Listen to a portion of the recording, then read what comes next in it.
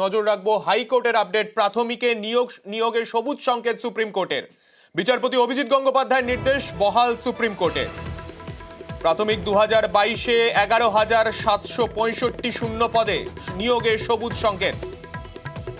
2020 থেকে 22 ব্যাচের ডিএলএড পড়ুয়ারা সুযোগ পাবে নিয়োগ প্রক্রিয়ায়। আমাদের প্রতিনিধি অর্ণব রয়েছেন আমাদের সঙ্গে। অর্ণব, ঠিক কি নির্দেশ দেওয়া হলো শীর্ষ আদালতের তরফে? 2022 সালে টেট নেওয়া হয়েছিল এবং টেটের প্রেক্ষিতে নিয়োগ প্রক্রিয়াও শুরু করেছিল প্রাথমিক শিক্ষা পর্ষদ। 11,765 এই শূন্যপদে নিয়োগের প্রক্রিয়া।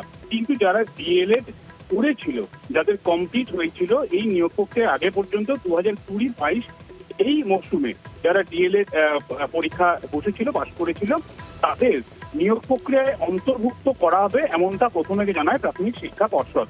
এবং প্রাথমিক শিক্ষা পর্ষদ এই সিদ্ধান্তের কথা বিচারপতি অভিজিৎ গঙ্গোপাধ্যায়ের নির্দেশে জানায়।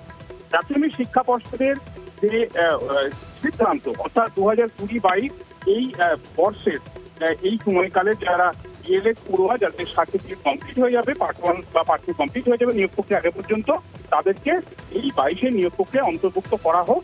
পর্ষদের সিদ্ধান্তে সবুজ সংকেত বা তিলমোহর দিয়ে নির্দেশ দেন বিচারপতি অভিজিৎ গঙ্গোপাধ্যায়। সেই নির্দেশ চ্যালেঞ্জ করে কিছু পরীক্ষার্থী তারা চলে যায় ডিভিশন বেঞ্চে। ডিভিশন বেঞ্চ এই সিঙ্গেল বেঞ্চের নির্দেশের উপর স্থগিতাদেশ দেয় এবং সেক্ষেত্রে বলে, যেহেতু বিজ্ঞপ্তি, নিয়োগ প্রক্রিয়ার বিজ্ঞপ্তির সময়কাল পর্যন্ত যাদের এই সার্টিফিকেট আছে তারাই একমাত্র নিয়োগ প্রক্রিয়া বসতে পারবে। কাজেই দলগড়ায় সুপ্রিম কোর্ট পর্যন্ত, সুপ্রিম কোর্ট প্রথমে স্থগিতাদেশ দেয়, অর্থাৎ এই 2022-এর নিয়োগ প্রক্রিয়া করা যাবে না, স্থগিতাদেশ দেয়। এই স্থগিতাদেশের পর আজকে এই মামলা শুনানিতে স্থগিতাদেশ প্রত্যাহার করে নিয়ে 11,765 শূন্য পদে সবুজ সংকেত দিয়েছে নিয়োগ প্রক্রিয়া বিচারপতি হিমা কোহলি বেঞ্চ।